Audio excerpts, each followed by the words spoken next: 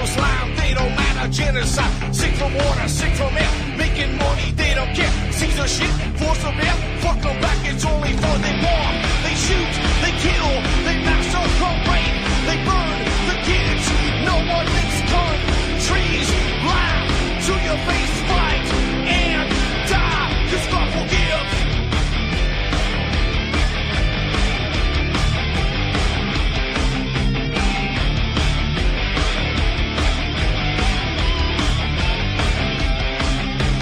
Selling lies and buying time, killing people next in line. Lower class and social side, they don't matter, genocide. Sick from water, sick from air, making money, they don't care. See their shit, force a bear, fuck them back, that's only fair. They bomb, they shoot, they kill, they massacre, rape, they burn the kids. No one makes countries lie to your face, fight and die, 'cause God forgives. Yeah, coming back around again.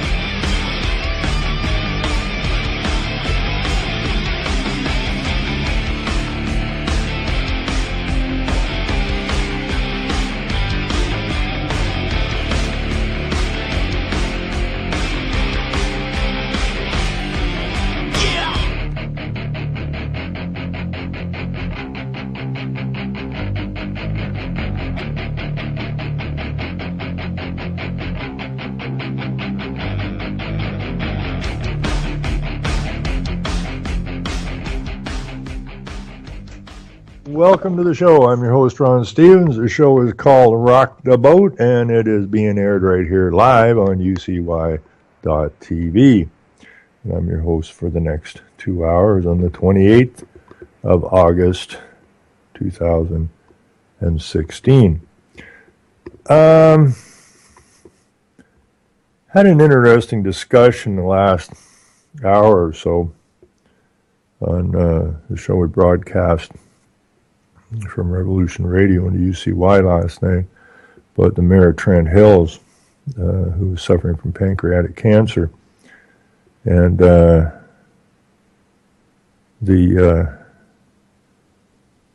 government of Ontario won't foot the bill to send this guy down to Kentucky to get this problem rectified. And even though we have a machine right here in Ontario, apparently we just don't have anybody with the wherewithal to know how to use the damn thing, which is pretty stupid. But I'll get back into that later. I was actually talking to Hector McMillan this morning about maybe getting him on the show, and we'll get into that a little bit more a little later. I want to talk about briefly, if I can dig this up. Let's see here now. We now have a gender neutral. Oh, where did I see that? We now have a gender neutral.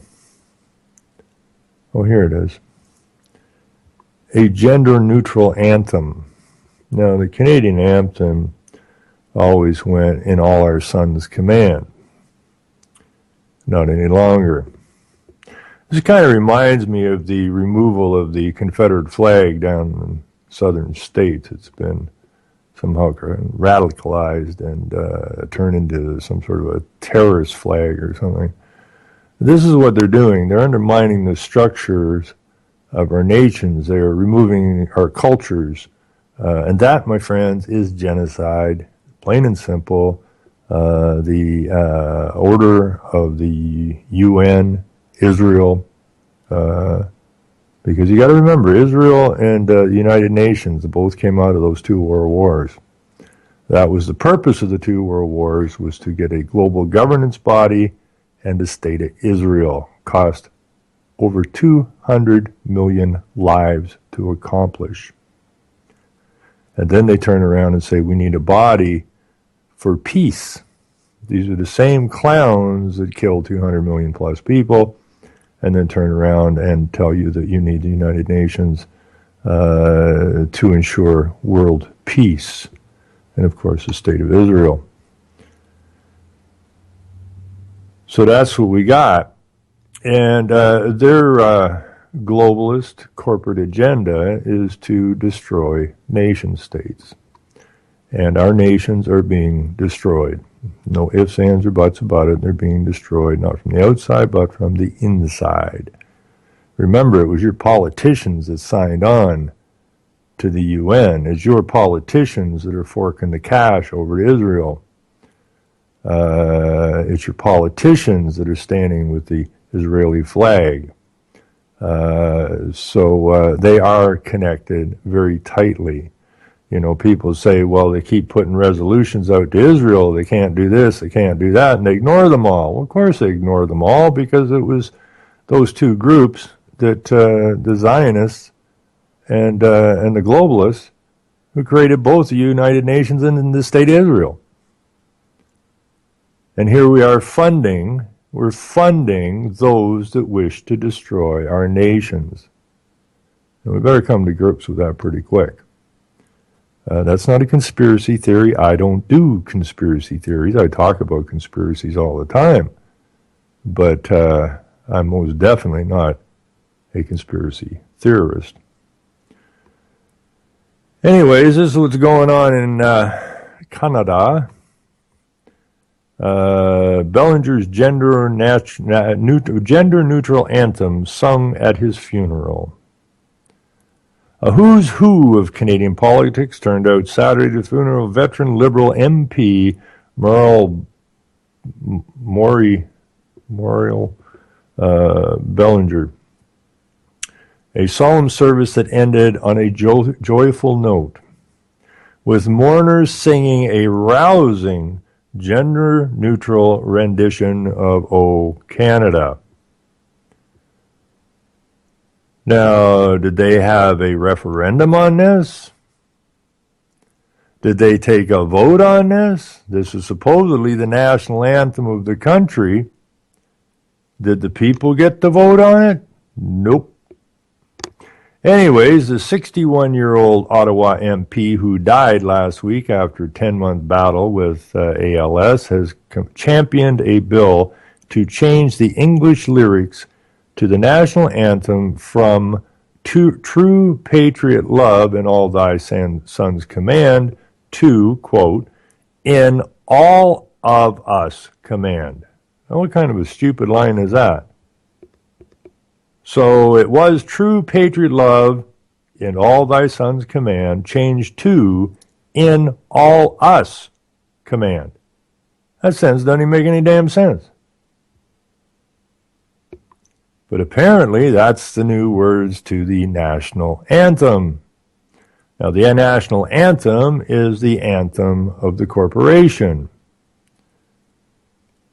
People think it's their national anthem. These are not national anthems. Nations are the people. These are corporations. These are corporate anthems. Why would you go to the people to ask them if they want to change their anthem when they're not really part of the corporation? The only part they got to play in the corporation is their assets of the corporation. They are used to borrow against for the corporation. And then they turn around and put you on the hook as a surety for the debt of the corporation. This is definitely a corporate anthem, as is the Star-Spangled Banner. It's all corporate.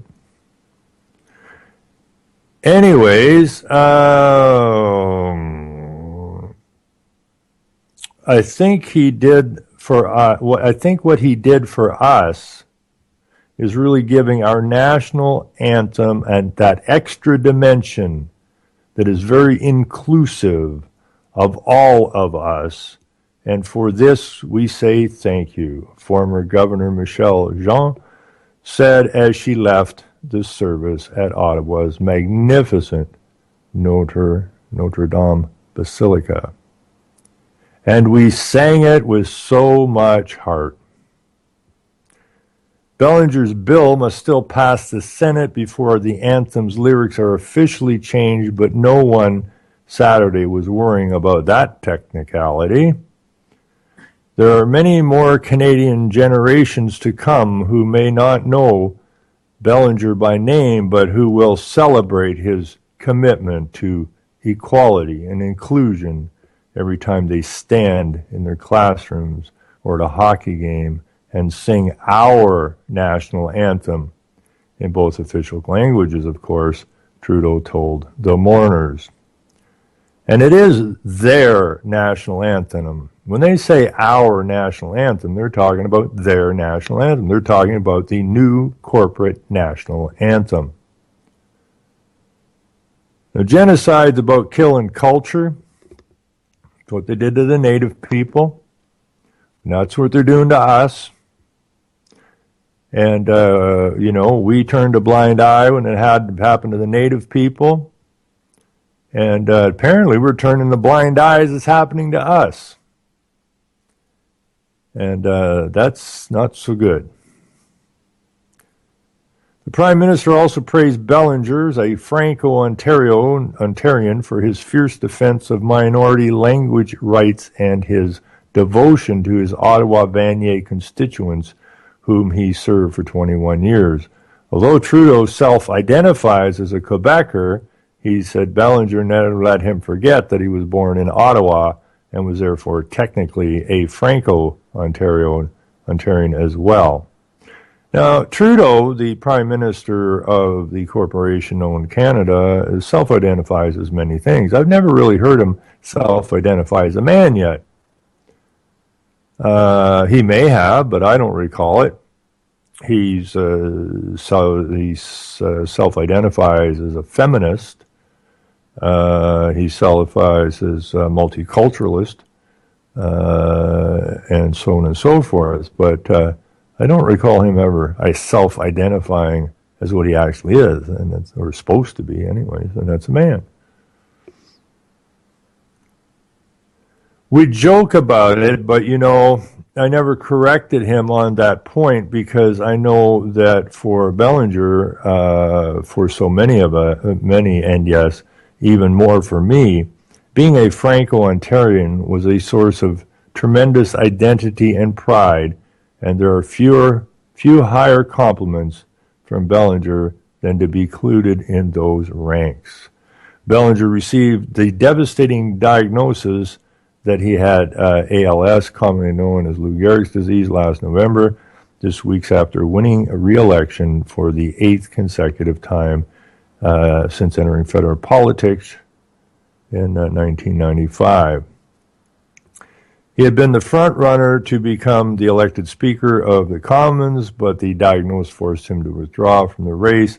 But even as the disease quickly robbed him of his ability to speak and walk, he soldiered on as an MP, using a tablet computer that converted text to speech to reintroduce his bill on the anthem, coming by ambulance to Parliament Hill in June for the final Commons vote on it. In March, Bellinger was awarded an unprecedented honor by MPs from all parties, unanimously named honorary speaker for a day.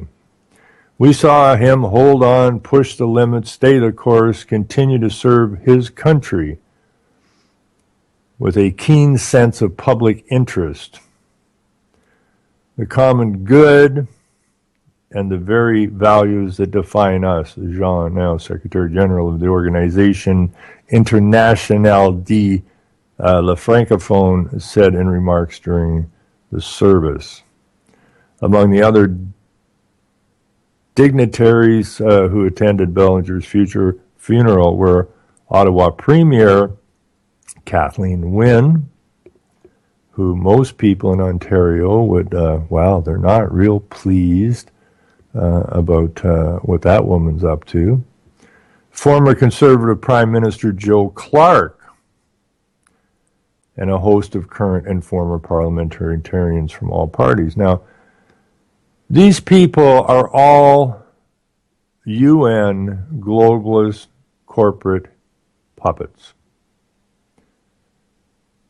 And that's the problem.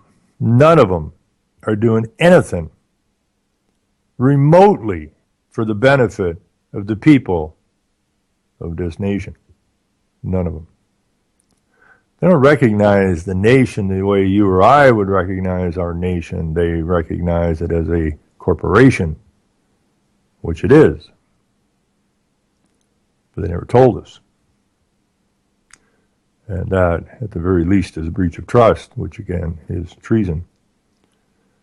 Joe Clark, who was the former conservative prime minister from way back when, I was in my 20s when he was the prime minister, has been busy boy.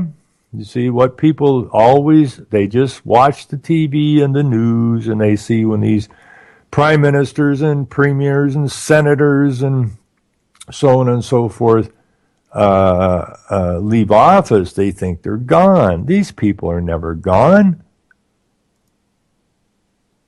They're actors.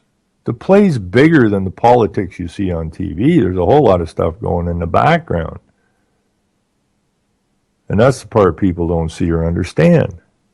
Now, Joe Clark, since he left office or lost the election, has been busy on the international scene.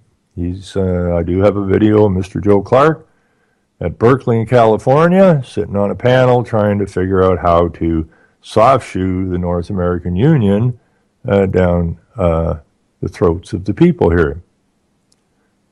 Well, that's a breach of trust. That's treason. This stuff isn't above board. It's back in the back rooms. It's in the closets, in the dark. All of these people, like Joe Clark, for instance, because he was a prime minister, he's in the Privy Council. And he took that oath of secrecy for life in order to enter the Privy Council. Now, why would a prime minister take an oath of secrecy for life? Well, because they don't represent you. It's that simple. Never did represent you. They can't represent you. They represent the corporate powers. Bob Rae, former intern Liberal leader and former Ontario NDP premier, called Bellinger a very dedicated and unapologetic professional politician. Although he was a lifelong Liberal, Rae said Bellinger also had an independent streak and could be very blunt. He was a remarkable guy because he always told you exactly what he thought, not always what you wanted to hear, but it was what he wanted to tell you. Rae said it his way into the funeral service. For instance, Rae recalled with a chuckle, when I was running for the leadership, he said, "You have a long hill to climb. I won't be supporting you, but if you win, I will support you."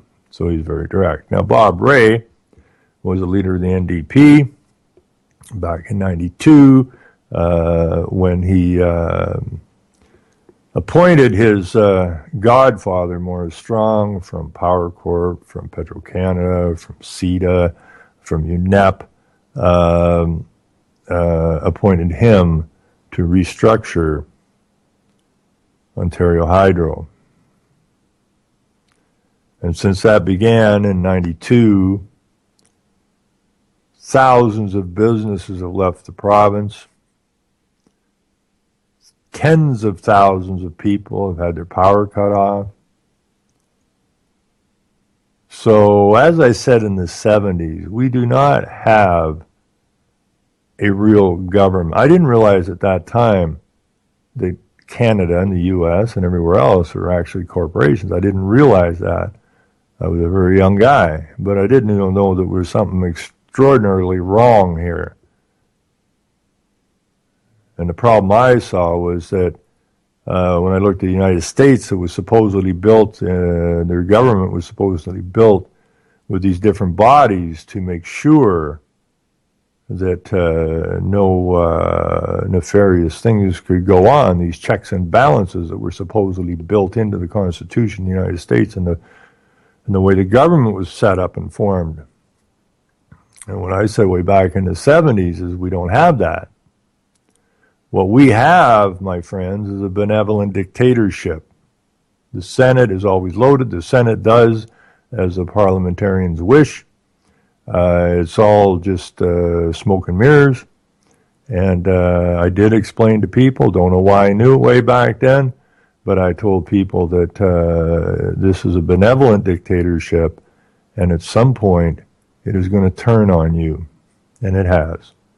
I didn't realize way back in the 70s that this had been going on since the beginning of this place, but now we have come to the point where they got the United Nations in place, they got Israel in place, and they've picked up the pace ever since, and used all kinds of nonsense like ozone layer, depletion, this nonsense of global warming, man-made climate change, global problems that only global solutions can solve, and can't be solved with a fractured world.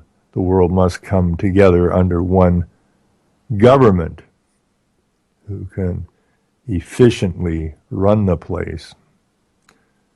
And so this is ridiculous. I mean, it's absolutely ridiculous that they say this is your national anthem, and we changed it as per the direction of Israel and the United Nations to suit our purposes. So that's that story. It really makes me throw up. I mean, I'm sorry Bellinger got ALS. I'm sorry for his family. I mean, it's a loss. It's a family member. I get all that stuff. But you cannot overlook the nefarious nonsense that's going on here. I don't even know how you're going to sing this. I don't sing the national anthem.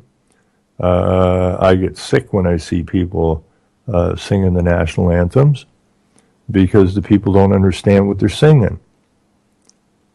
You know, they're singing the corporate anthem, and the corporations of the world intend to become our new governing bodies and restrict our rights to everything that we already own, and then charge us big time to access what we already own. So in that sense, I'm really somewhat ticked off at this guy, and I'm very ticked off at, we sang it with so much heart, huh? These people are as evil can be. And a corporation, as we know, has no soul, has no moral compass, and that is who's ruling us. A bunch of amoral dickweeds with no conscience. And that's got to get changed, because without moral compass, without conscience, you're running on this corporate railroad that's going to run us into the wall. And they're determined to hurt us. And harm is against the law, to cause harm. And that's what these people do. This idea of a vote, you know, it's the same in the United States. It doesn't matter who you vote for. It doesn't matter the Senate, the Congress. None of that stuff matters. Since the implementation of executive rule, you have a dictatorship. Simple as that. You can deny it all you want. You can yap it about all your politics you want. The fact is, the United States is a dictatorship. Doesn't matter what the Senate says, doesn't matter what the Congress says. In the end, the president has veto power and executive order power. And that is a dictatorship. The rest of it is smoke and mirrors. So we're going to have to cut it to the core here and deal with some realities is what we need to do. Now, I was, let's see, what else we got here? Oh, this is cute. This is cute. This is really cute. Make you want to puke. This is a new term that I never heard of till last night, and it's called deliverology. Yes, deliverology for technocrats and humanitarianism and fascism and so on and so forth, Marxism, all these different terms. And this is a new term that I had never heard of before, and is called deliverology. And it has a guru, or guru, I guess. Deliverology guru schools Trudeau government for second time at cabinet retreat. So bundle up your puppets, come on up to the cabinet retreat, and let the deliverology guru clue you in on how to do what it is you were elected to do. And it wasn't to represent the people. Remember that. It's to represent the United Nations, the corporation, and Israel, and the global governance model. So we have our little deliverology guru for the second time at a cabinet retreat teaches, that's what it says, renowned political consultant teaches ministers, these are cabinet ministers, who took an oath of secrecy for life and are all in the Privy Council, about delivering the outcomes that Canadian citizens expect. Well, wait a minute. Don't any of these politicians know what we expect? We got to bring in a deliverology guru to train these people? Well, of course, because these politicians, except for the very, very rare one, don't have a clue what the hell's going on.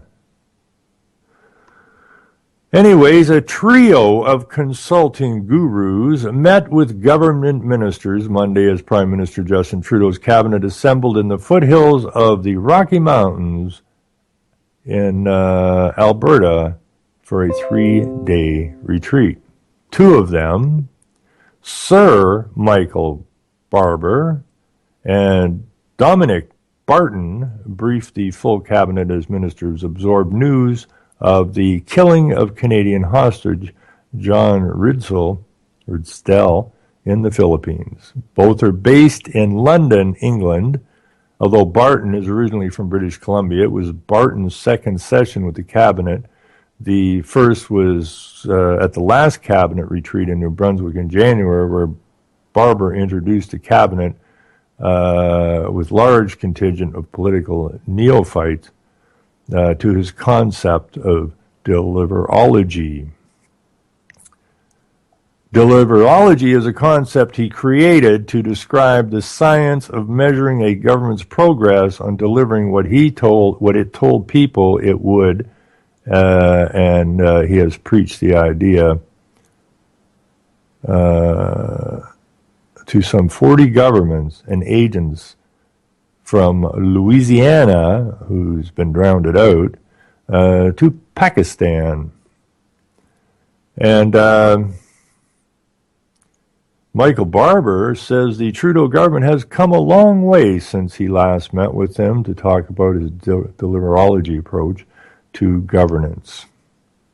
Barber's career advising senior government figures began when he was Chief of Staff to Britain's Minister of Education under Tony Blair government, charged with carrying out an ambitious program of reform in the country's public school system. His methodical approach and the results it produced helped to elevate Blair in the polls and win him a second term in office. Well, we know who Tony Blair was working for. And now this guy is over here schooling our politicians on deliverology. Following his second electoral victory in 2001, Blair brought Barbour to Downing Street to head the so-called delivery unit charged with making sure ministers stayed on top of their files and delivered measurable progress. Metrics and timelines. Now Barbour is back in Canada, meeting for a second time with full Trudeau cabinet for a session on how to use metrics and timelines to ensure mandates are carried out and promises are kept. While his role is that of an occasional consultant, the day-to-day supervision of the delivery agenda in the Trudeau government is under Matthew Mendelson, now tasked with monitoring results from his new desk in the Privy Council office. Mendelson previously served as government deputy minister under former Ontario Premier Dalton McGuinty. So we know that this deliverology is based on how do we deliver the UN, Israeli, globalist, corporate agenda and feed it to the Canadian people and make them happy about their further enslavement, I guess. Barbour said the cabinet appears to absorb lessons he imparted in New Brunswick. The puppets are doing as they're told. Barbour's pretty happy about this. Since the cabinet retreat in St. Andrews, I've seen real progress in the development of agenda, the way the cabinet is thinking, the way the Privy Council office and the public service is preparing to deliver, he said. Now remember, who's in the head of the Privy Council? The Queen of Great Britain. And who was the first one inducted into there? Prince Philip, her husband, who wants to return as a deadly virus to cull the population. And the Queen and the Pope are working very hard to deliver us to the global governance model.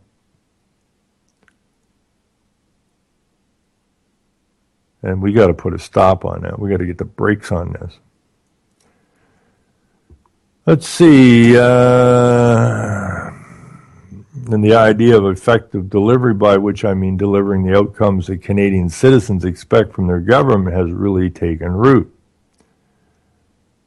Now, what is it the Canadian citizens expect from their government? I would think good jobs, good food, safe environment, so on and so forth, good schooling. This is what I think most people living here would expect. But this is not what the government has been delivering. They've given us poison skies, poison water, poison education, poison politics, poison religion. Everything's been poisoned. And I don't think that's what the people here expect from the government.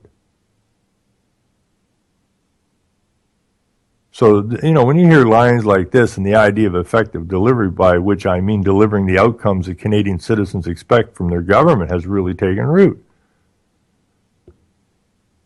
That's such an ass-backward statement, it's ridiculous. But then again, the world's upside down, isn't it? Needless to say, Barbour is being paid for his service by the same government. Now, what this really is, what Barbour's doing here is really the same job as at your local area, your local town, your local city. He is playing the role of the city manager or the CAO. He's the one that figures out the agenda that these people need to follow.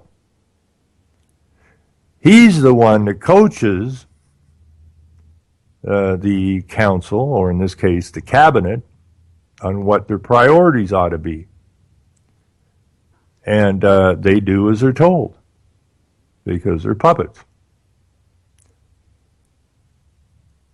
A real leader doesn't need someone to lead them. You know, it makes sense. If you're the leader of a nation and you have to bring in people to tell you what your priorities are and how to implement them, then the non-elected official, in this case Barber, is actually running the show.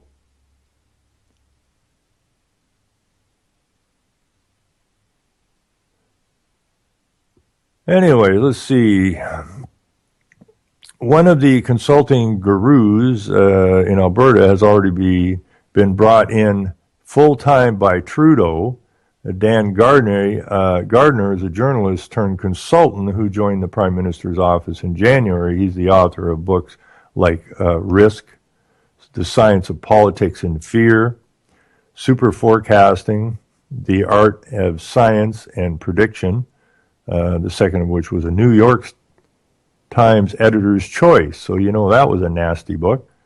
The book offers some insights into the kind of advice Gardner may be giving and aligns neatly with the Trudeau government's emphasis on evidence-based policy making. Well, if you look at evidence-based anything, okay, it's usually skewed data. The evidence for man-made global warming does not exist, but we're dealing with that.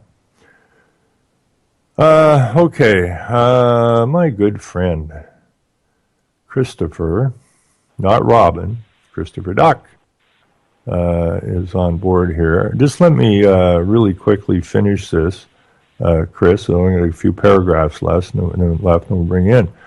The New York Times summarized its message as it based predictions on data and logic and try to eliminate personal bias, keep track of records so that you know how accurate you and others are, think in terms of probabilities, and recognize that everything is uncertain. Like Barbara Gardner says, the collection of reliable data in a timely enough fashion to be useful is a core function of every government department. Barbara suggested Monday that the data collected by Statistics Canada may not be sufficient or sufficiently timely for the purpose of the new results and delivery unit. There's lots of data that there's lots of data that is there, and then they're thinking about more data and to get the data in place, he said during a break in cabinet meetings. China is also on the agenda. The last of the gurus to address the cabinet was Barton, managing director of McKinsey, one of the world's largest and most discreet consulting firm specializing in the world of government and politics. Barton is an economist and Rhodes Scholar who authored the book China in Vignettes, an inside look at China, and it is his Asian economic expertise that brings him to Alberta. He spoke to the full cabinet on the future of China, its impact on global and economic growth, and how that will affect Canada. The cabinet retreat wraps Tuesday when the Prime Minister heads to neighboring Saskatchewan for a meeting with the File Hills, I can't say, the Tribal Council in Fort Coupla. But anyways, what we have here is a situation where our elected officials are not leaders. They're followers, they're doers, they do as they're told, and these gurus are nothing more than non-elected CAOs and city managers who set the agenda which our elected officials end up following. And therefore that's another deception. And again, that's treason. These people are useless weasels, and we need to throw them all out or throw them all in jail. Anyways, you there, Chris? Have I got Chris on board here? Thought I did. I do. Where's Chris? I don't know. Oh, wait a minute here. This could be a problem, maybe. On mobile. But I don't have them. Why not? Just a second here. You there, Chris? Let me give him a note. Anyways, this is what's going on, people. We got to come to grips with some of this.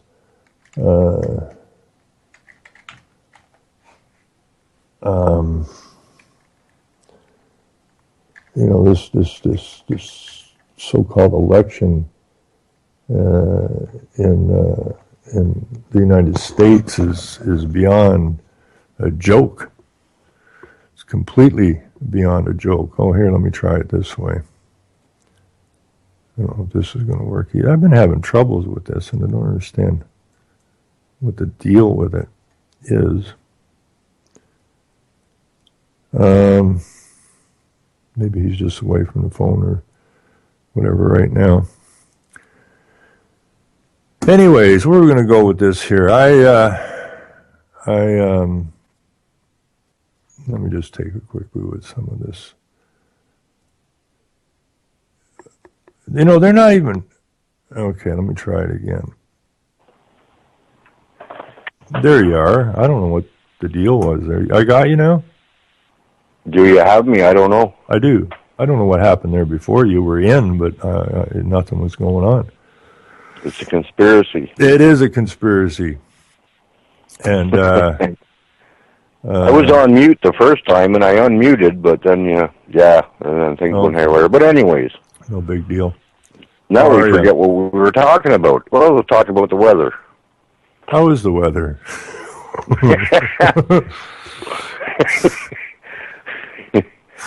Well, I noticed yesterday, I don't know, this is just a side note, I noticed yesterday, and I try and explain this to the dumbed-down fucking Canadians around me, that we had clear skies other than about 1 million chemtrails. It was so thick. Oh, don't start that conspiracy shit about me. I swear to God, that they were trying to just kill us all at once. That's how thick it was in the air.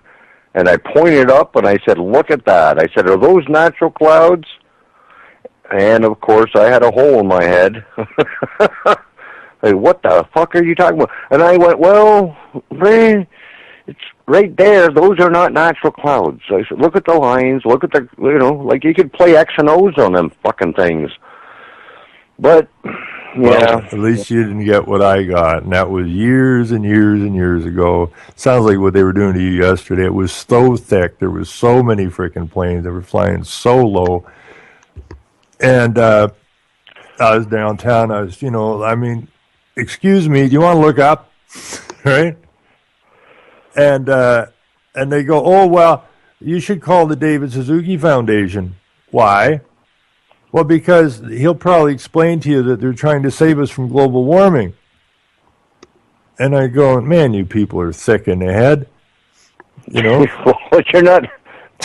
there's a screw loose there somewhere. There's a... Well, for one thing, and this is just being serious for 1 second, then we'll get back to joking. If the government is going to spray chemicals on you like little bugs, you are to be notified in advance and to be aware of it. Have you got anything in the mail? I didn't. No, and I didn't even get anything in the mail saying, do you mind if we change the words to the national anthem? Did you get anything in the mail, like for your electricity or your water bill? No, nobody consulted me on anything. And that's what I say, it's a dictatorship. Once you vote these clowns in, well, you gave us a mandate to lead, right? So you got no water bill. Cool. I want to move to where you live. No, I have the water. I get water bills, right? Oh. I get every kind of bill, and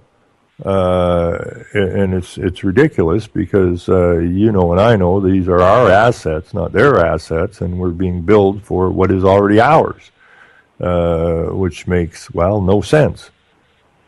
There's a bigger push for solar panels. Well, we need solar panels. We need lots of solar panels. And we're the place to do it. We only have, I think it's, about 3 people I think it's something like 3.2 people per every square kilometer or mile in this nation.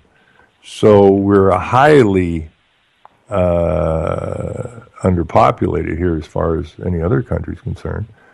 And we have fill it up. Well, we've got the second largest landmass on the planet. But wait, first we got to allow the Chinese in, because that's the next push. We've got the Syrians in and the Muslims. Well, now we got a big push to put the Chinese in rural areas. Well, so let's get them accommodated first, and then we'll work on the solar panels. This is starting to sound kind of racist.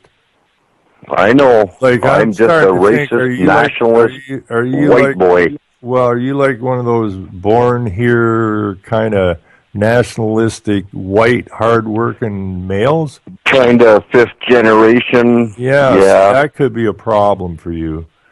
I know. Yeah. It already is. I go to jail in about 30 days. You ain't going to jail.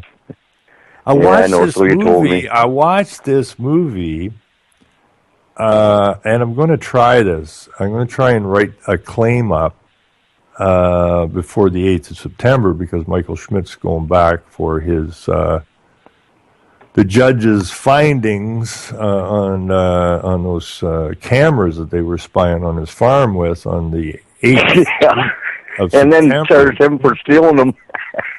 Yeah. Is that, yeah. Welcome to our land. And so we were working on the car yesterday. In between, we're waiting for paint and this and that to dry. We watched a movie called Sue and the Devil or something, with Malcolm McDowell in it. And I'm watching this movie, and so this guy he sues Satan, right? And Malcolm McDowell is playing Satan, and so it's a courtroom comedy drama kind of thing. And Satan ends up losing in the end. But I got thinking about it, and I'm going to put a claim in to the courthouse on the 8th of September, and I am going to sue Satan as well. Well, that's your government. Well, so there you go. This is the thing. This is what I don't think people understood in the movie, right? The lawyers, if you look up in the past, when they apprenticed for barristers, solicitors, lawyers, it was called deviling. We are in, and the government agrees that our judicial system is an adversarial system. If you look up adversary, the word Satan pops up. And so all of the lawyers, all of the judges, the entire judicial system can be referenced as satanic, because they tell you it is. So, yeah, I'm going to try and put a claim together and get it into court on the 8th and see what happens here. Well, even the devil has a time limit. So, like for appeals, you get 30 days. For small claims, you get a year. I think they actually, which I'm surprised about, I think they might get 2 years for small claims. But well, no, the devil has limits, so you better hurry. Well, there's no limit on fraud. Oh yeah, right. There is. Oh yeah. There's no limit. You can always appeal it. Well, yes, you can. Right, you can. But there was some really good stuff in that movie if people actually understood what the hell they were watching there. Well, I know when I was 9 years old that he was a good actor. When I was 9. You're more than 9 now, I hope. A little bit. Yeah. You're very well versed for a 9-year-old.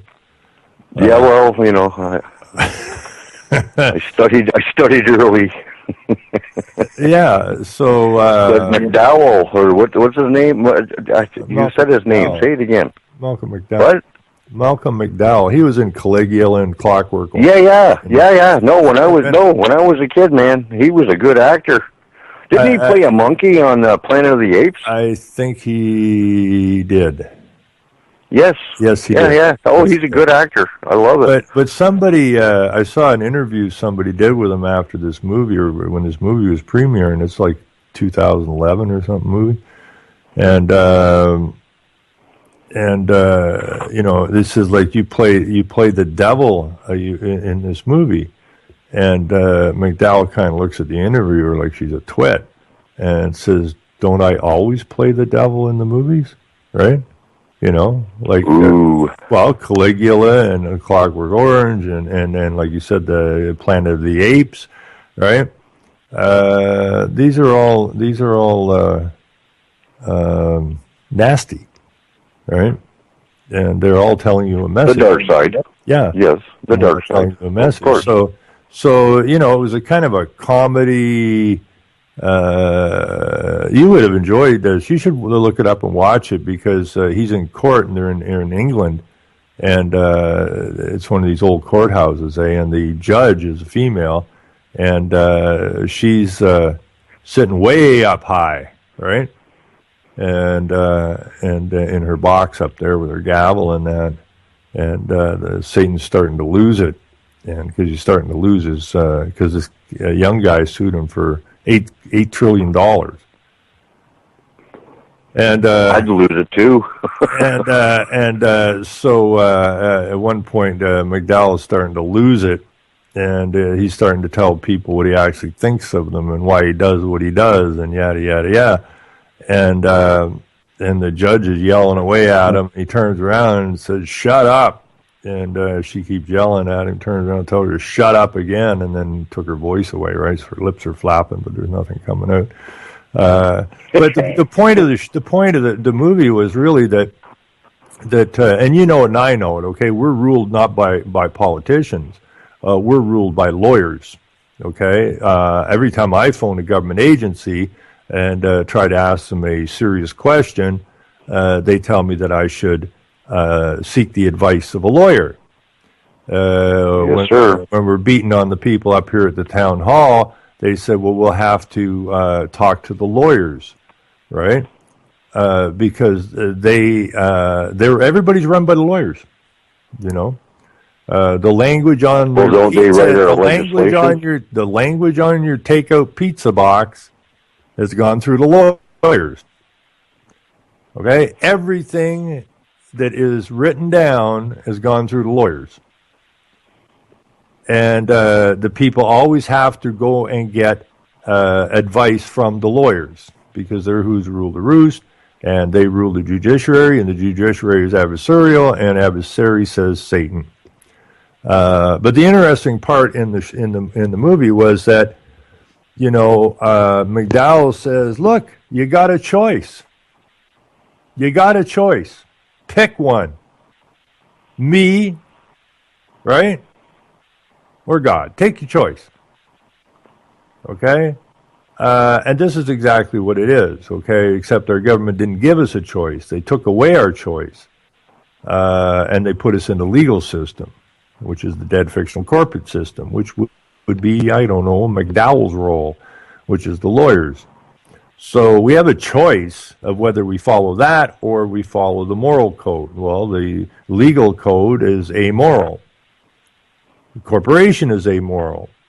So, you know, when you walk into a court and they just look at you as a piece of meat that's carrying money, it doesn't matter how badly they beat you up, you know, the judge throws a kid in court for his second offense of stealing a slice of pizza because he was hungry, and throws him in jail for 2 years less a day. Do you see any compassion coming out of this judge? No. Because they're amoral. What kind of a moral man would throw a kid in jail for 2 years less a day for stealing something stupid? Nobody. Well, the irony to that is the general public, they read that in the news. Yep. And say, well, he deserved it. Well, this is the thing. Did he? Listen, yeah, that's the whole thing, right? And Yeah. but then when we have police killing people and hammering the hell out of people, and they never get taken. They never get taken. They never. Ron, I don't know. I know there's a lot of shit going on in the States, and there was a lot of shit going on in Canada as well. I mean, we're all part of the same system. But here in my hometown, I will tell you, it's 50-50. You actually have some cops that will reason with you, Uh-huh.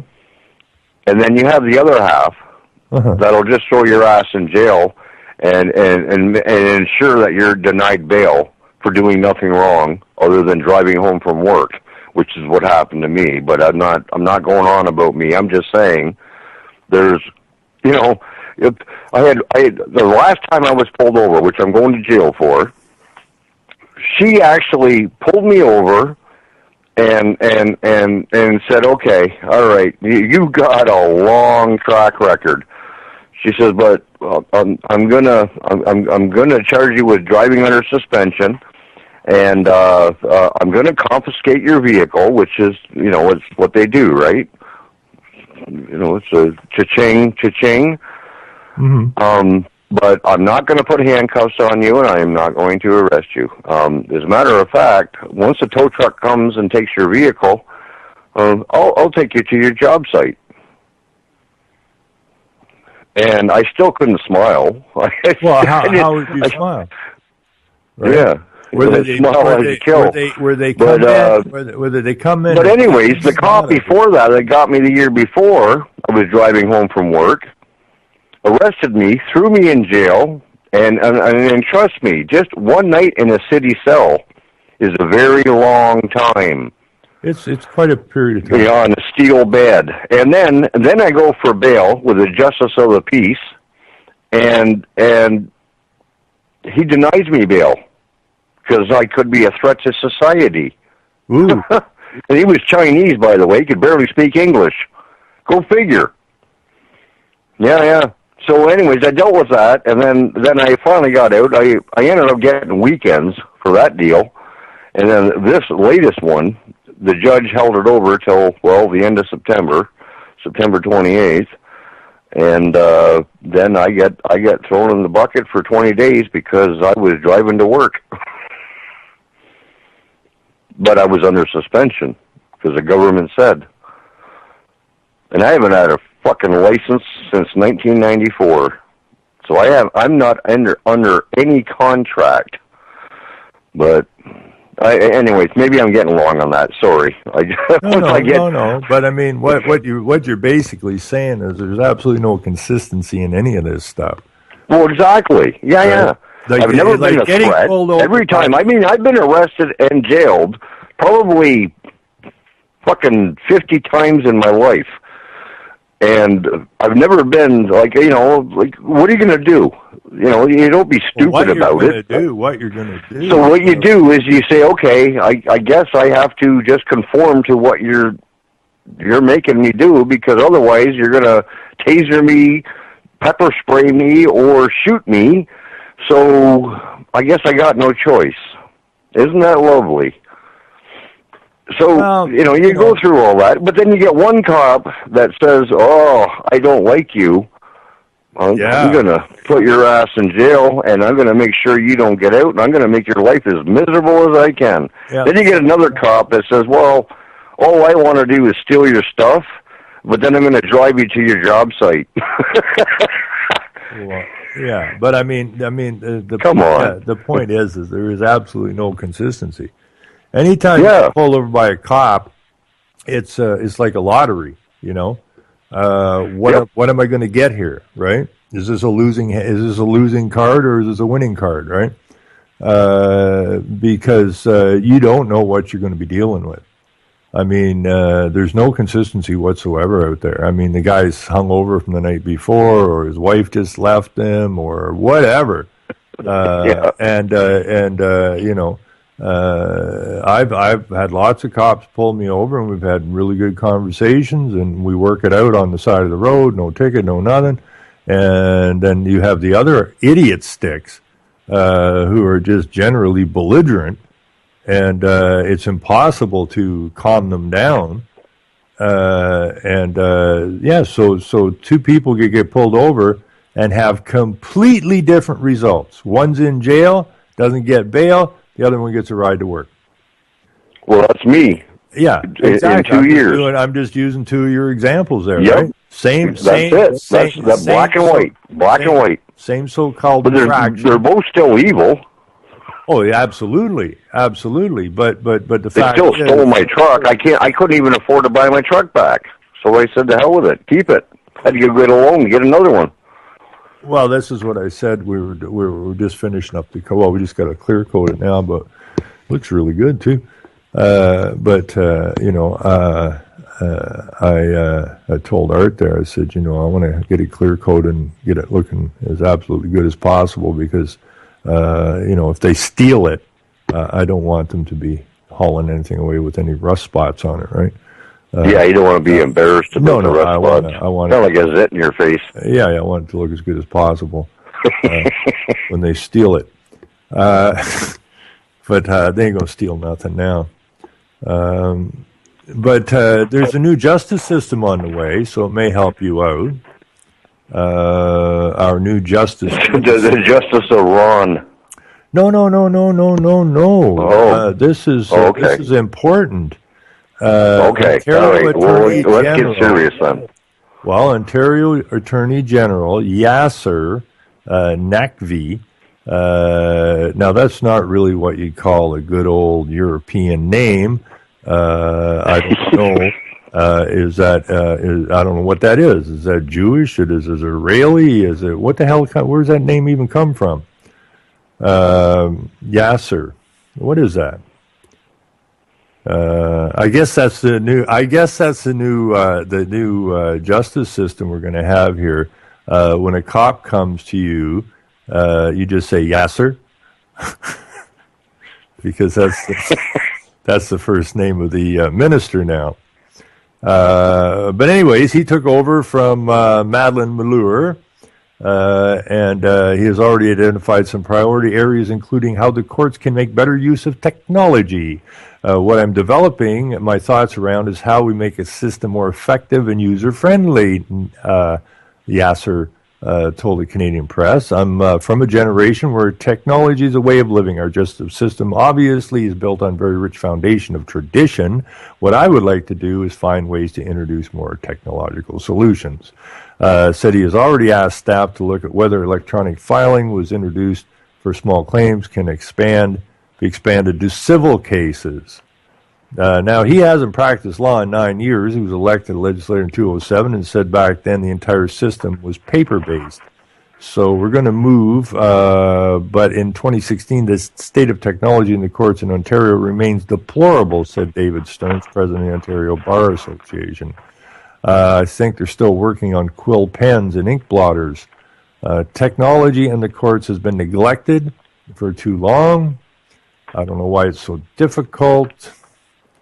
The province lost $4.5 million when it decided to scrap the system and was supposed to enable online court services, including scheduling and consolidate the minister's 3 case tracking systems. So he wants to take this all to the technological side. This is weird. It says he wants to ensure that as the courts modernize, there are still traditional paper options for people who want to access the system in that way. So will Ontario ever see a fully paperless system? That's really looking into a crystal ball, and I won't even try to answer, he said. But by his own admission, this guy, by his own admission, he calls the legal system here the ever-elusive system, because they can't even. That's creepy. They can't even qualify what it is. They can't. They can't give a description of what it is, because if they did, it would all collapse on them, right? If they actually had to nail down a definition of what their legal system is, then they couldn't play their smoke and mirrors game anymore. and they would totally And ignorance expose of the law is no as excuse. fraudulent.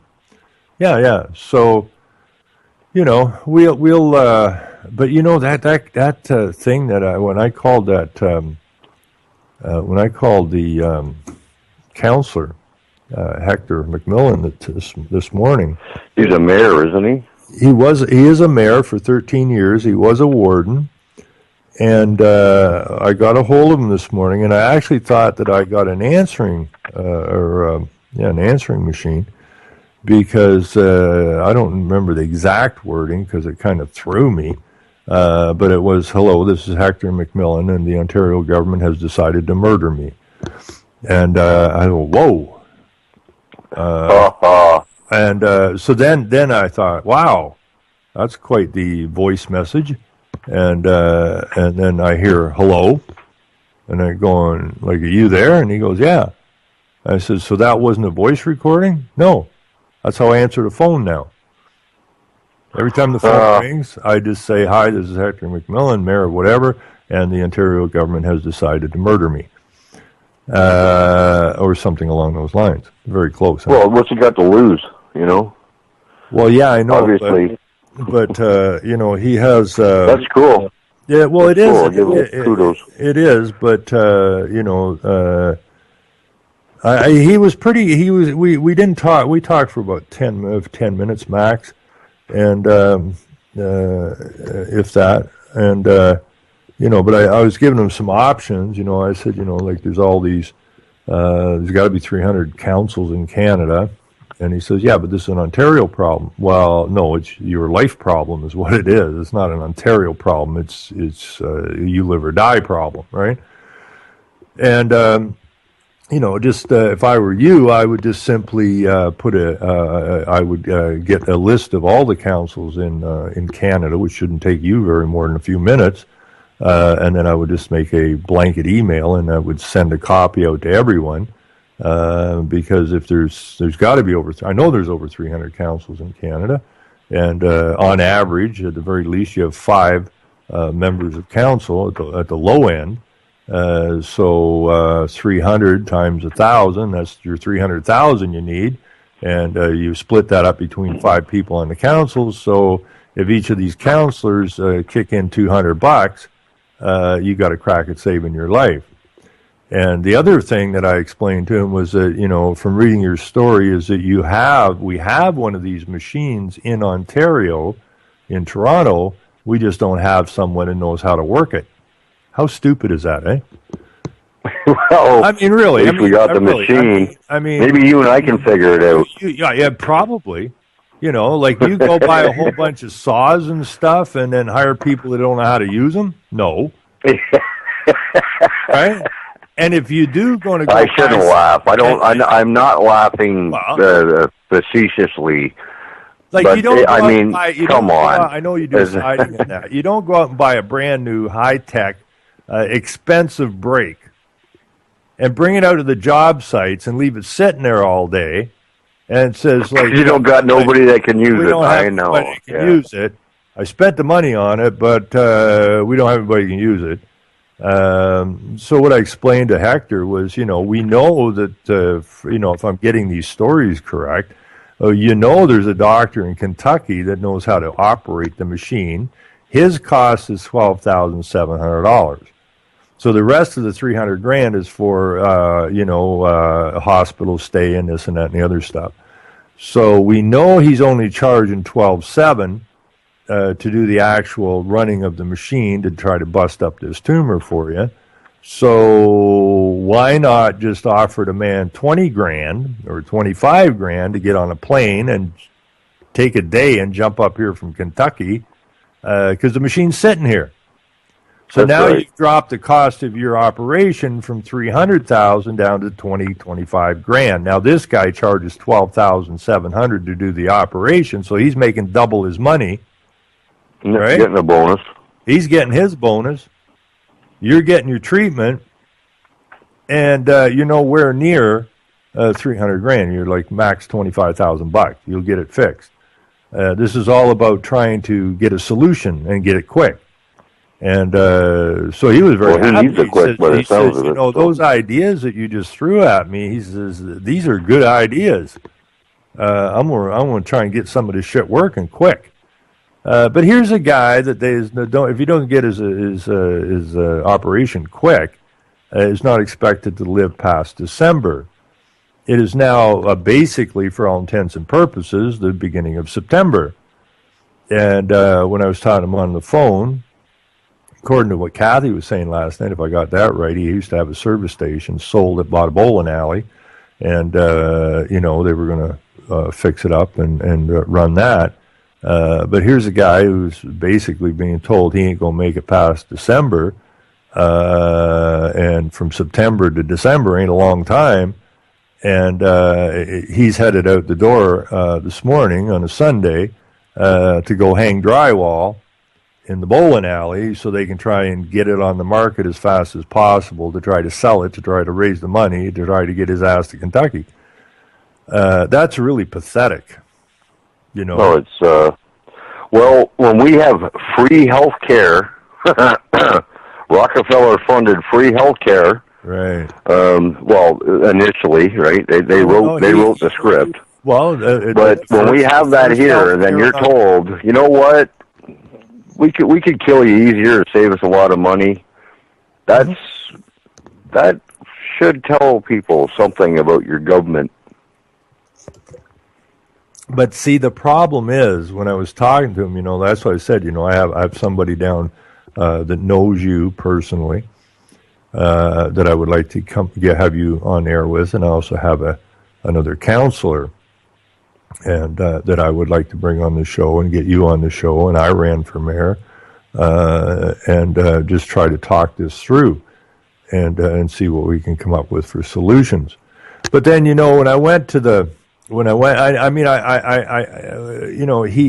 in this weird place.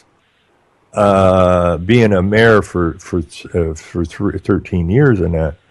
When you go to the Trent Hills website, the municipal website, okay, all you see is Agenda 21, right? And so he's been involved in that for 13 years. That was the issue I was having last night. And that's I just shut up and let Kathy talk. But right. But anyways, okay, maybe there's a better point that you're going to make. Well, the point is to try to get him to understand what he's actually involved in, okay? And he probably doesn't know, right? He's been the mayor for 13 years, and where did I see that? The CAO, where the hell is that? Where did I see that? Anyways, the CAO is just put in his resignation.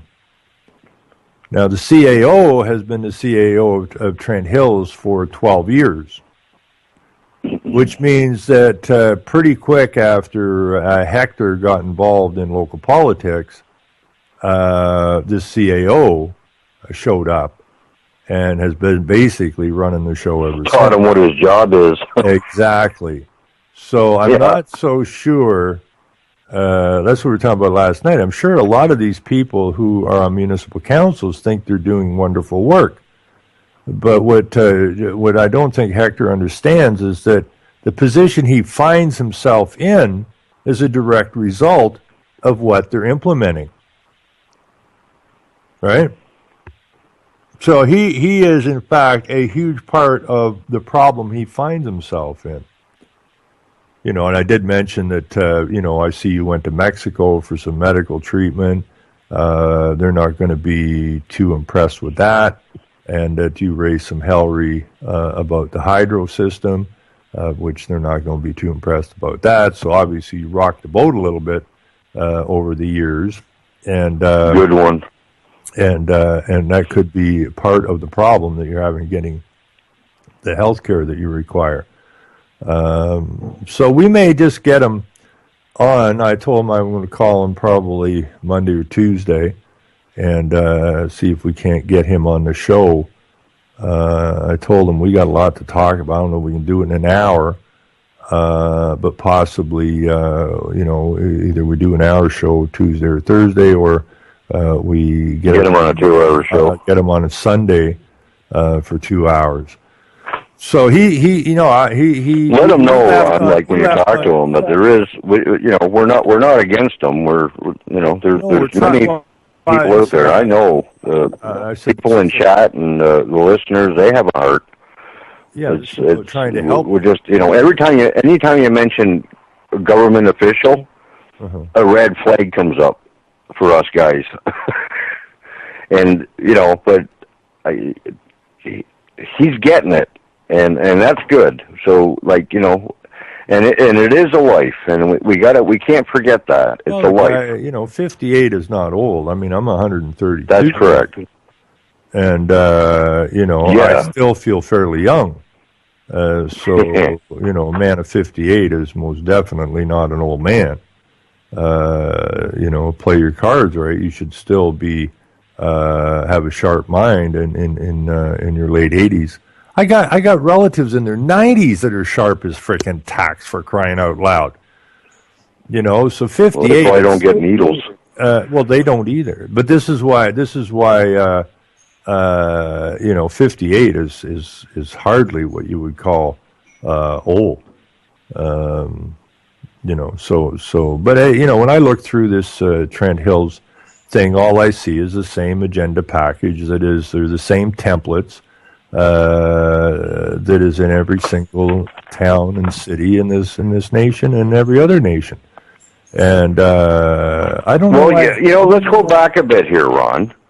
Do you remember when this first started out? It wasn't that long ago. This has happened really fast.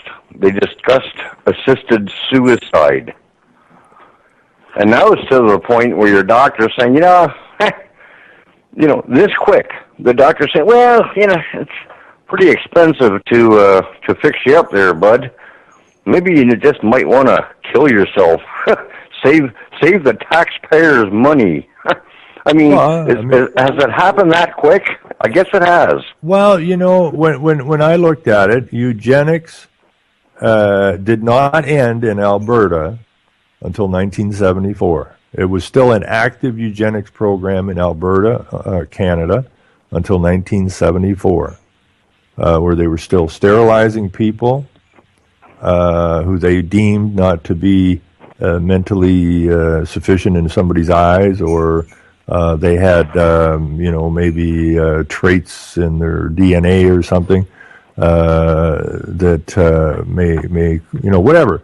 But they were determined. That was all Hitler's fault, wasn't it? Well, people were being brought in, especially native women and that were being brought in, and without their consent, even without their knowledge, were being sterilized. Okay, and that's a huge crime.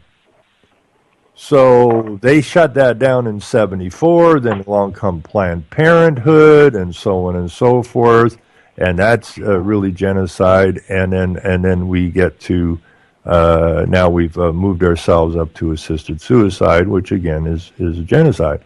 Well, I mean, you've got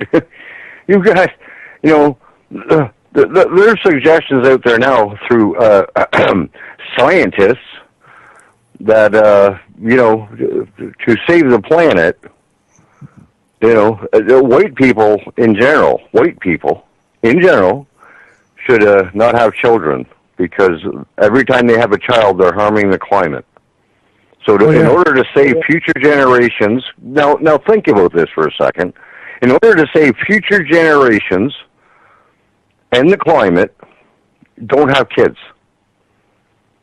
No, don't white people. Where's our future generations then? Well, they're not going to be, right? I don't think they're going to be there, are they? Well, it's. I mean, the ridiculousness of the stories I read. I'm thinking, how does that work? You're going to save your future generations and the climate by not having children. Well, you're not going to have future generations. I don't know. It's pretty simple to get to that, isn't it? I mean, it doesn't take an Einstein to figure it out, does it? It does nowadays. Well, maybe.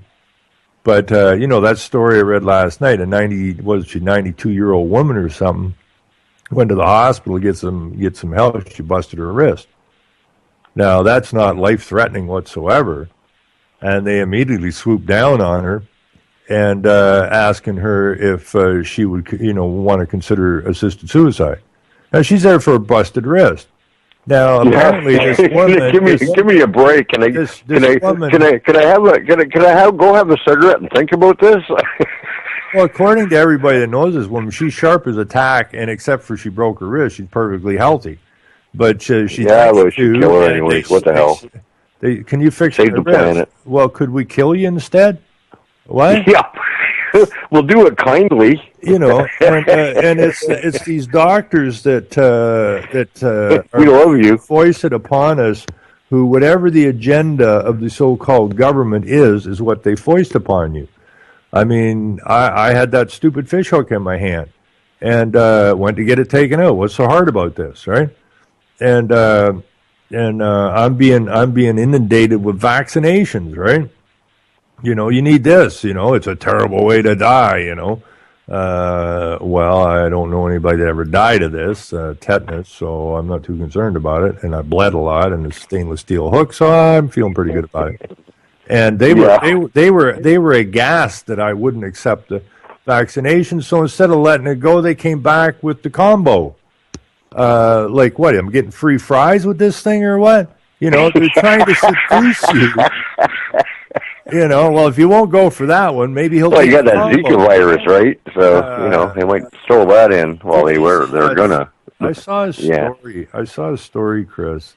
I guess they're spraying all over Florida for the Zika virus now. Spraying the. Well, I commented on that. It was funny because I said, "Screw the spraying. They're going to release genetically modified mosquitoes. And that's going to take care of their problems. So don't worry about it. Just go watch your football game." Well, I saw a headline. I didn't really look at it. That somewhere in Florida, one of these spraying companies for Zika virus just happens to be a business that is owned by a politician. So there was no Zika virus, so we're going to get a Zika virus because we're going to create it.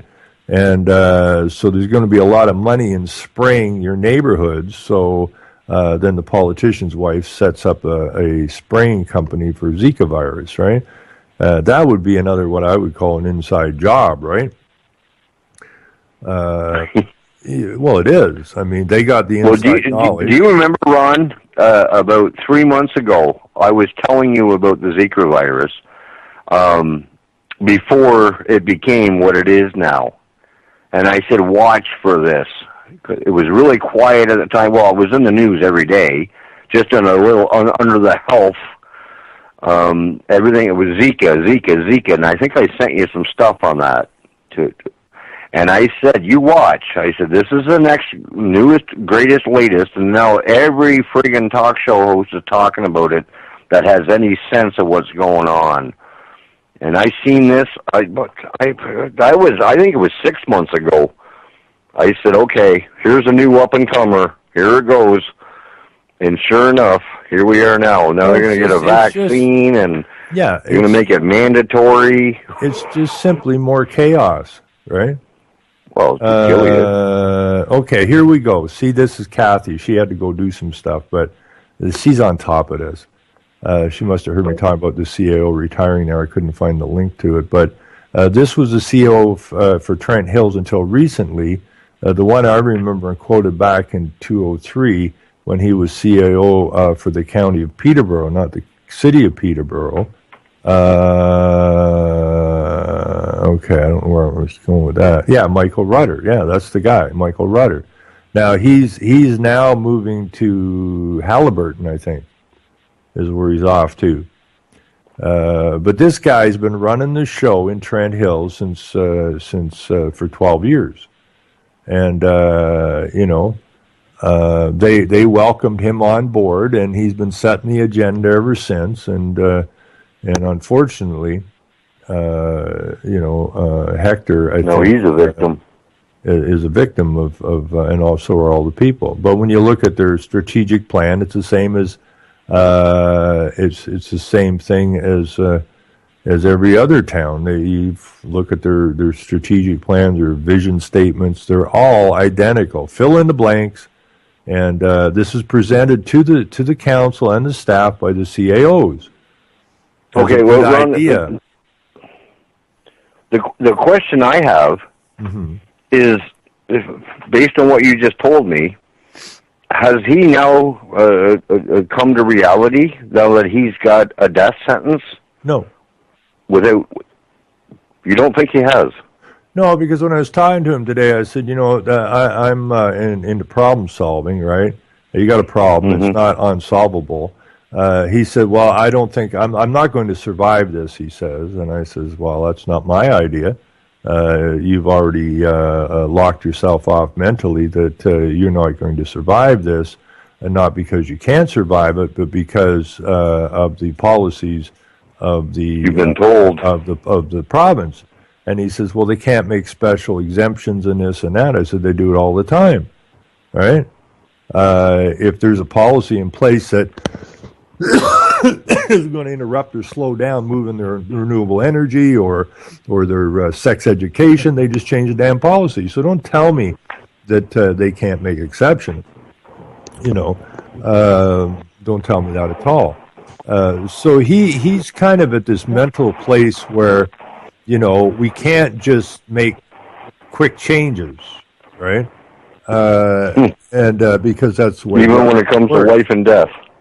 Even though he's got himself a death sentence, and when he's answering the phone, "Hello, this is Hector McMillan. The government intends to murder me."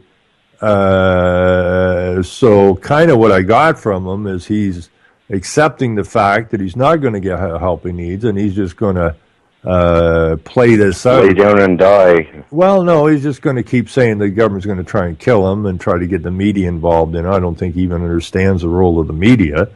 Right. So he's like so many of these other people. He believes the media is real, and he believes in the political system, and so on and so forth. So, no, he's got a lot of learning to do, but I did like your idea.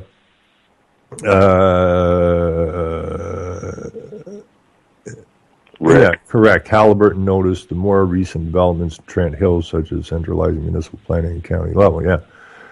So, I'm going to try and talk to him again tomorrow or Tuesday. I know they're trying to get this bowling alley so they can sell it, hopefully. Are you going to get a hold of Rick or what? Well, yeah, I was just looking down my list of people here. I'm not. You think Rick's in the States somewhere right now, right? Yep. And I'm going to bring this up to him when I talk to him, and because Rick had brain cancer, I think too. He had lesions at first, and then he ended up with brain cancer, and the cannabis oil cured it all. Yeah. Sorry, but just what I know. The point is, right now, like according to what I understand, is that he did go to Mexico probably for his esophagus. Yeah. Well, so did that guy. That they did a song. Well, I'm not. REM did a song on the guy that went to Mexico. That comedian. And then I don't know. The guy pulled out his cancer and ended up being a chicken liver or something. You don't go to Mexico for treatment. Come on, man. No. There was no. I don't know what happened. He had esophagus cancer, and all I know, I don't know any details about it. Is that my understanding is they went to Mexico, which he agreed with today, and I don't know if what happened in Mexico cured his esophagus cancer or what.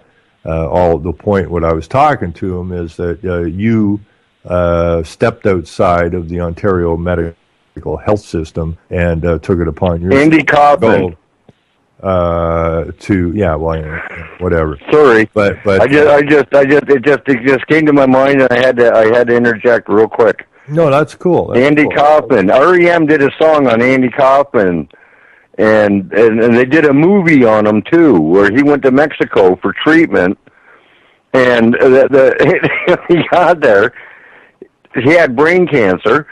I think I could correct me if I'm wrong, but I believe he had brain cancer, and he went to Mexico for treatment. And he was in a lineup with a whole bunch of people that are all being cured by this one doctor.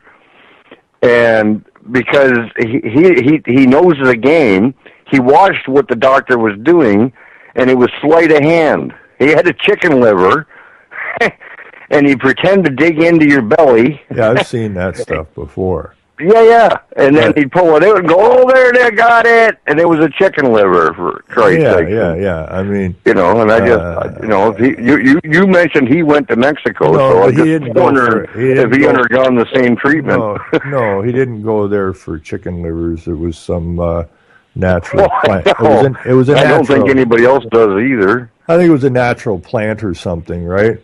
Which is basically what weed is, okay? So whether that cured his esophagus cancer or not, I don't know what cured it, but the fact is that he did leave the Ontario medical system to go somewhere else that he thought could help him.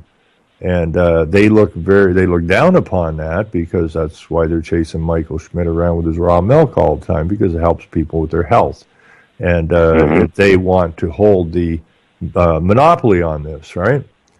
So, I said, between you bitching about the hydro and going to Mexico for treatment, you've probably rattled a few cages, rocked a few boats, and they're probably not that pleased with you. Although, on the other hand, he is completely on board as a warden and as a mayor to implement the UN Israeli agenda.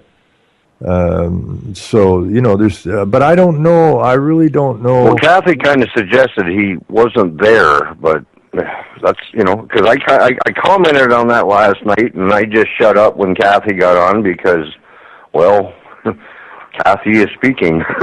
But she mentioned that, well, I did.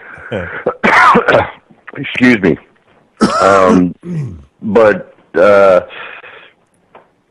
she mentioned that he wasn't a toe-the-line mayor. So I thought that's what I heard. It's not a toe-the-line mayor on certain things, right? Certain things. Oh, okay. Right. Things that he probably understands that is blatant in his face that are wrong.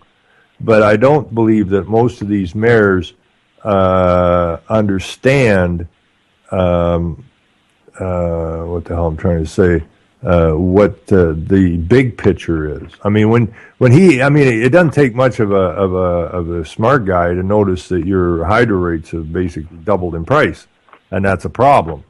You can deal with that, but it's this airy-fairy stuff. We have a wonderful community, and we put in a trail system, and we want to be inclusive for all. That kind of garbage. It's such something you can't put your finger on, right? Like high hydro rates. So they go along with this nonsense that's being pumped to them by the CAOs, and also you got to understand the CAOs are the administrative bosses, and most of these municipalities depend on as much grant money as they can possibly get their hands on. So when it is, if we do this, if we put these trail systems in, we can get some grant money, okay? Because it's all about the money. And, they say, well, if we get the grant money, put the trail systems in, that it will make us more tourist friendly or a better community. And then the CAO is looking after all of this. He does all the work, and the council says, "Oh well, we could get that money, and we could. Oh yes, that would be wonderful. Go ahead and do it." Right? So they really don't understand what the hell's even going on. Well, you got to get the money first, then you understand. Well, once you got the money, you believe that the government is doing this because it's the right thing to do. They don't see anything. They don't see it. The councilors don't see anything nefarious about it, right? You got to be standing outside looking in to understand what the hell is going on here. Well, it's like one of those cartoons where you see the dollar signs. All of a sudden, they'll pop up above their head. Yeah. That's what you see first. You just see the dollar signs and go, oh, they're here to help. Cha-ching.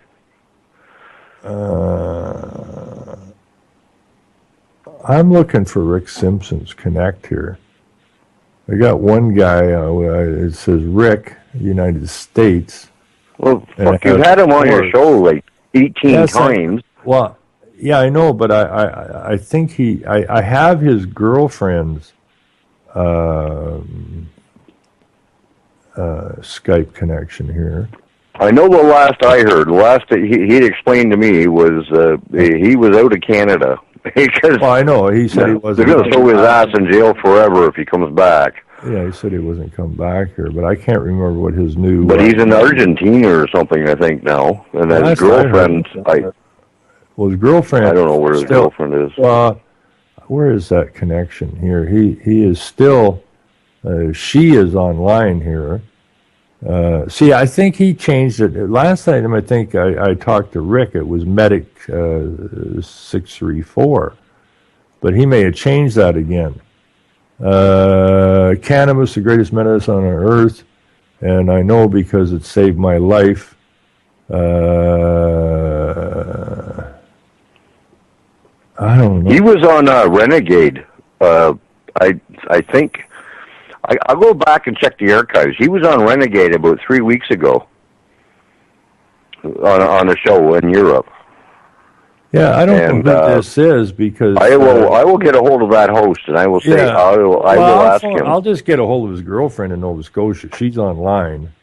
But this Medic 634 don't make sense either. It says birth date 1931, age 84, gender female. Well, I don't think Rick was ever a female unless that was really good dope.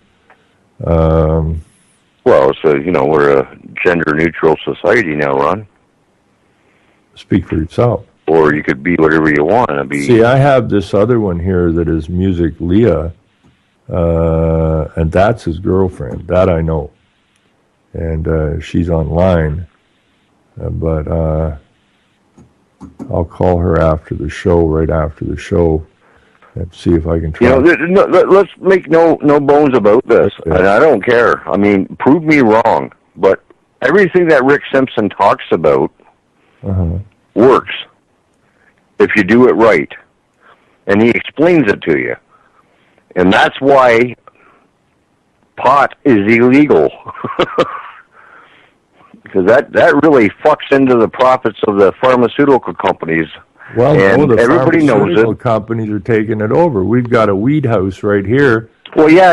And they're going to genetically modify it and screw it up to the point where you won't have any natural weed left. That's right. That's exactly what they're going to do. They're going to GMO it, and anybody else. It's all about monopolization, and it certainly isn't about your health. That's for sure. No, I mean, it's amazing. I think of all the young people that got thrown in jail around here back, and they're still being thrown in jail. But way back when I was a kid, for a joint, you got a joint. Yeah, when I was a kid, 3 or 6 months in jail. Love that term. Yeah, my kids hate it. Oh yeah, Dad, here you go again. When I was a kid, and now, and now here we have the same outfit is now built a weed plant, or took over another plant up here by the nuclear site to grow weed. Now they got their first crop coming in, and they're really pleased about it. Yada yada yada. So I don't know if they're going to, because. I guess the glow of nuclear waste is, at least in the cartoons, is green, and weed's green. I don't know if they're going to reuse the old nuclear rods, fuel rods, and embed it in the ground of the plant to cook it up. To cook up the weed. I don't know what the hell they're up to up here. Well, they're going to spray it with Zika. Pharmaceutical spray to ensure that it's not, virused. Well, I don't want to. Yeah, you don't want to. Above and beyond the GMO part, Oh, yeah, don't it's want going a to get bunch real of people, interesting. don't want a bunch We're of going to be fucking glowing green in about, I don't know, what? I give us 3 months. We'll all be glowing green. You know, I don't. I still, you know, this is going to get interesting. There's no ifs, ands, or buts about it. I mean, these people. I put up a picture on Facebook, of which I really don't care for Facebook at all, because you really can't get them to read anything there. They're not readers on Facebook. They're picture looker adders. You know, so you put these ridiculous pictures up. So I try to put stuff in there that I can get people to read, you know, but when you're putting in books and stuff, I don't know that people on Facebook have the capacity to read a book. They do like looking at pictures, though. And Oh, yeah. Videos. yeah, these are adults, right? And they seem to get a real kick out of silly pictures and stuff. Which really kind of scares me a bit. But, you know, I'll put in a message with it. But I put in that picture of Kathleen Wynne, our premier, and she had a big grin, so I just replaced her teeth with fangs. And trying to get people to wake up, right? I just put a thing in there, you know, a vampire cannot affect anyone that's awake, right? Because they go after the sleeping, right? And so wake up, right? But, you know, I can't believe how many people are looking at this thing and passing it around, right? Like, I don't have that many people on my Facebook, 1,700 or something.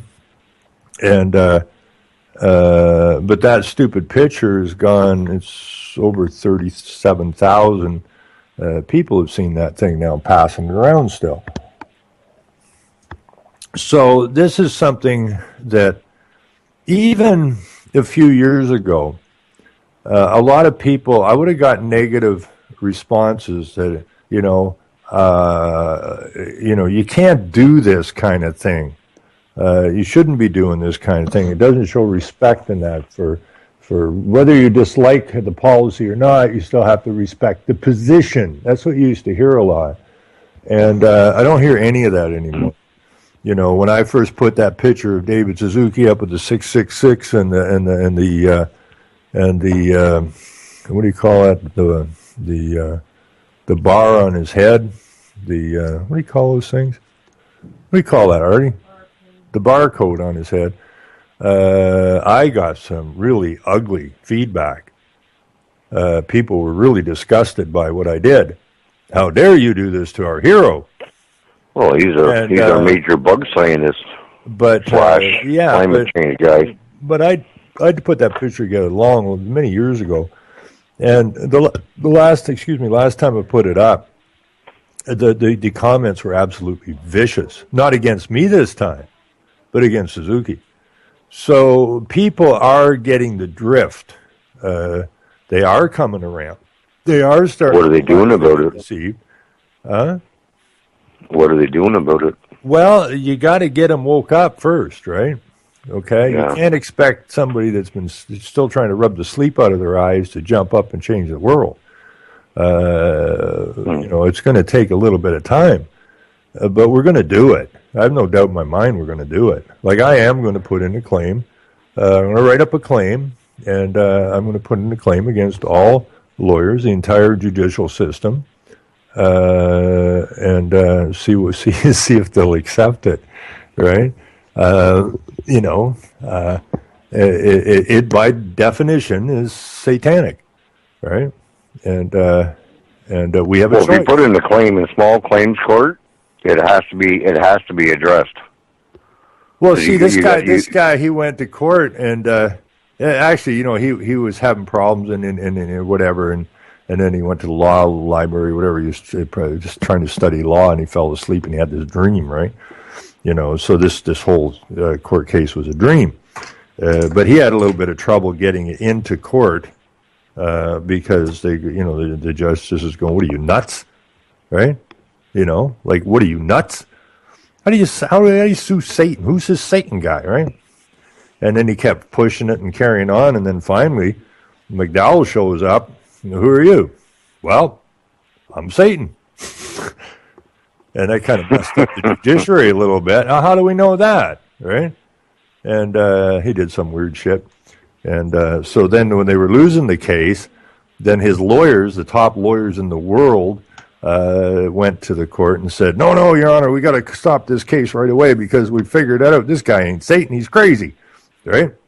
And tried to quash the proceedings that way, which is just generally how lawyers work, right? They're criminals, they're deceptive, they use language nobody can understand but themselves, and so forth. And we need to take the lawyers down, just like Shakespeare said, right? First, kill all the lawyers. Now, I don't, because he's a playwright, I don't think he meant that, as a literally, killing. Yeah. No, but we're going to kill their power and the power they have over us and everything else.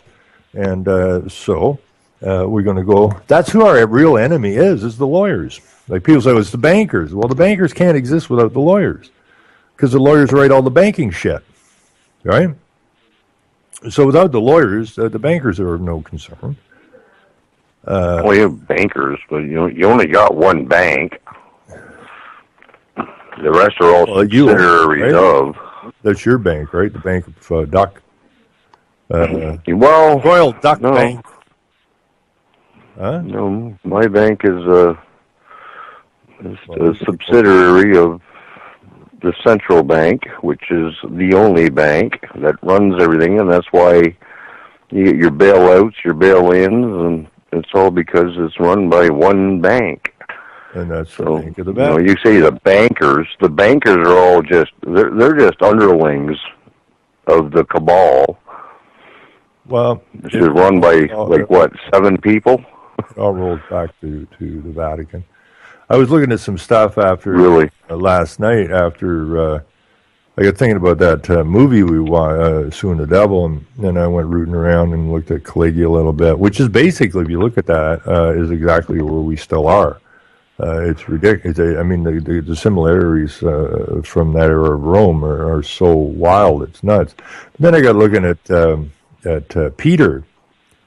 And I'm not a theologian or anything, but in the movie even, he says, get behind me, Satan, or whatever.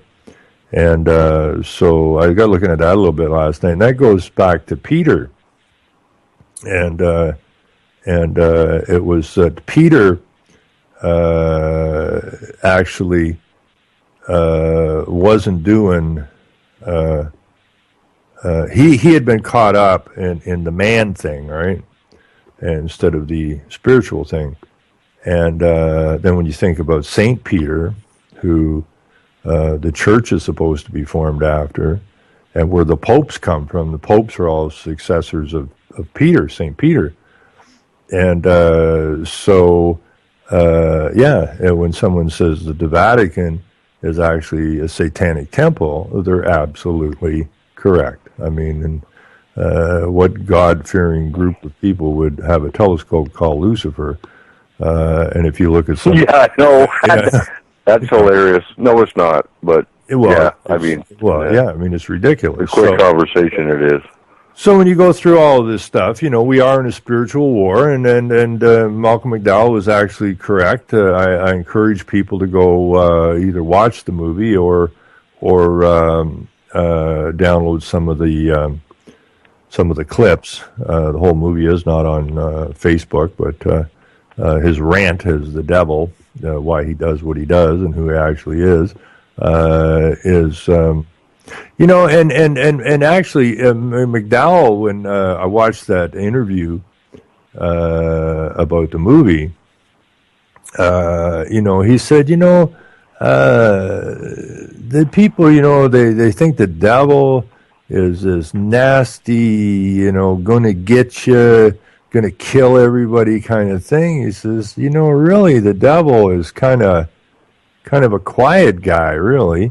I don't know the exact words he used to describe it, but McDowell is absolutely correct, because this is a spiritual war that we fight, and we are given the choice, right? Follow me or be deceived and be as chattel slaves, which we got deceived. And when McDowell explained his thought on the devil, it makes perfect sense because he doesn't come down and just crush you. What he does is he's a seducer.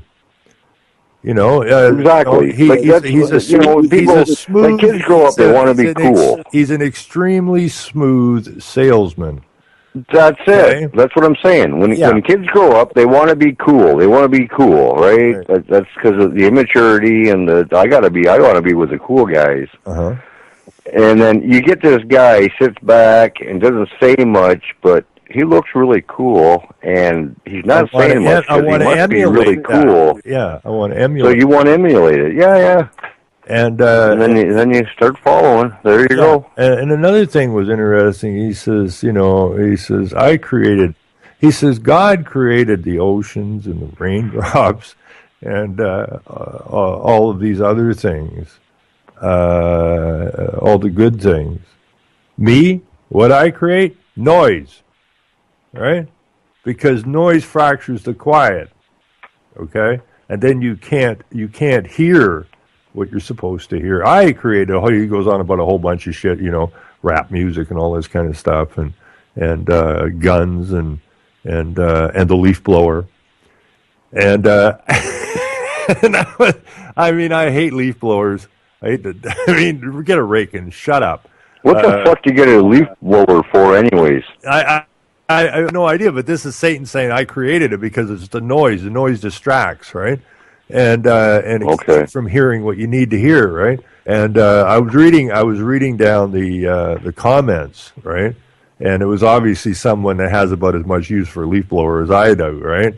And and the comment was, I knew Satan invented that damn thing, right? Because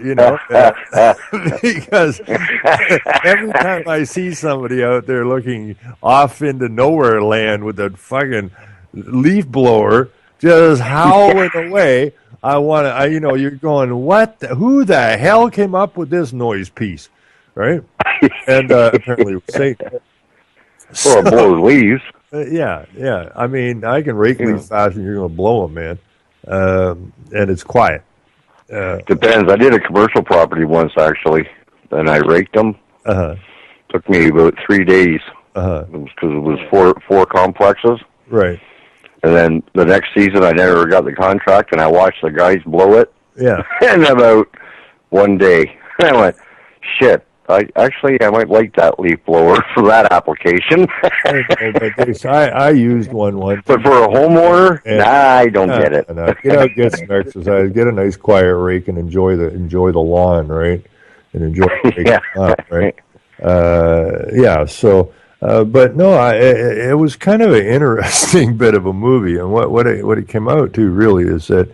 I think the important part is that we're given a choice, and that's the truth. We are given a choice, and we need to make right choice, and we need to expose what's wrong with what's going on as much as we possibly can. And I got to thank these guys. I really got to thank them because they made a mistake as far as I'm concerned, and they got pushing too hard. And when they were doing it really slow and incrementally, it worked pretty good for them. But now they're shoving from everywhere, every direction, every angle. No, they're going fast. They're going fast now. They're trying to get it closed in, and that is we're going to do more to wake people up, or at least alert people that there's something desperately wrong going on. And I do believe that's where all of the people who listen to these shows and that have a very, very, very important part to play.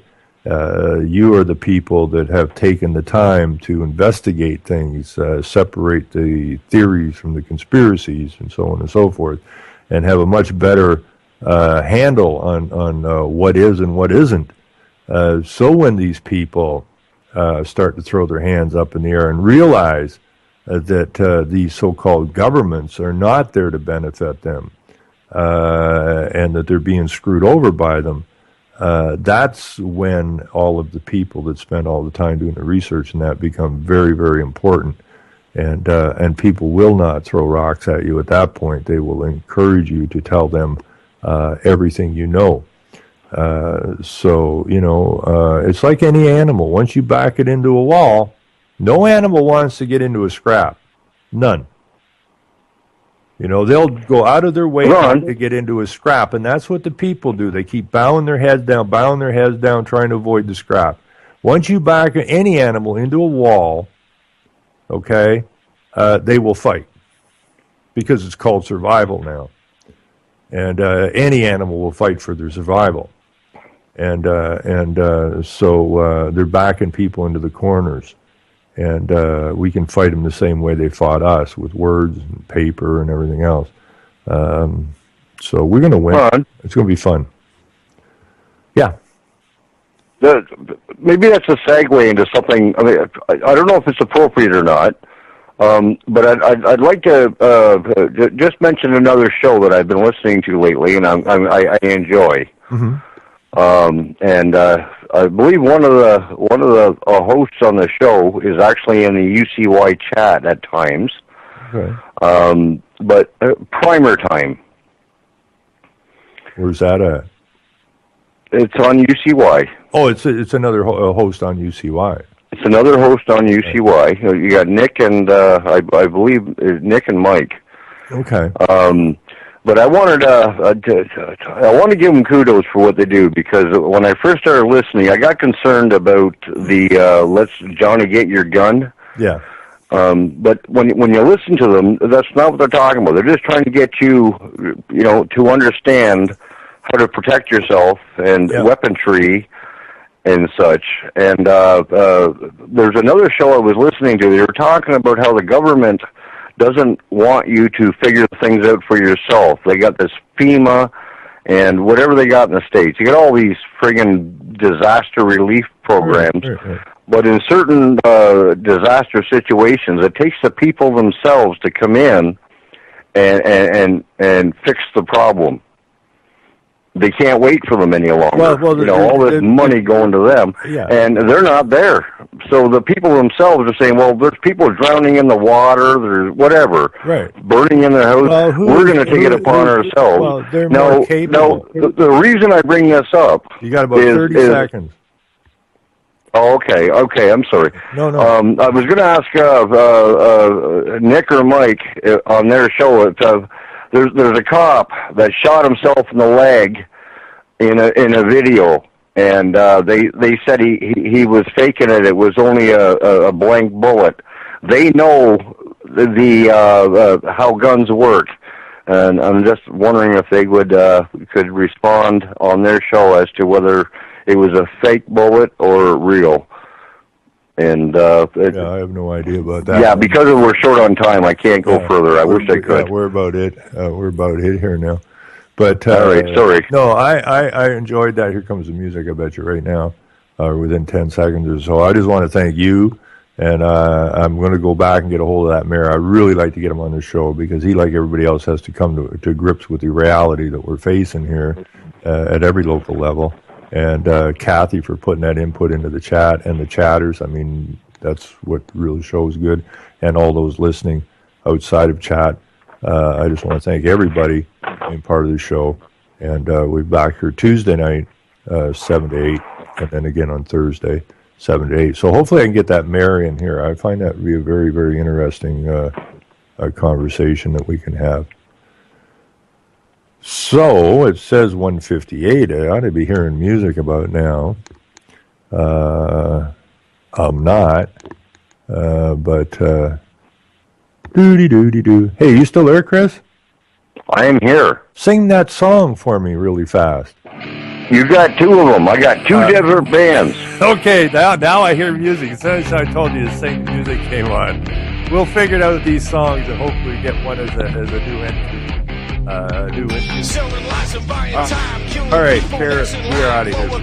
Have a great day. They don't matter, genocide, sick from water, sick from air, making money, they don't care. Caesar shit, force of air, fuck them back, it's only for they bomb, they shoot, they kill, they massacre.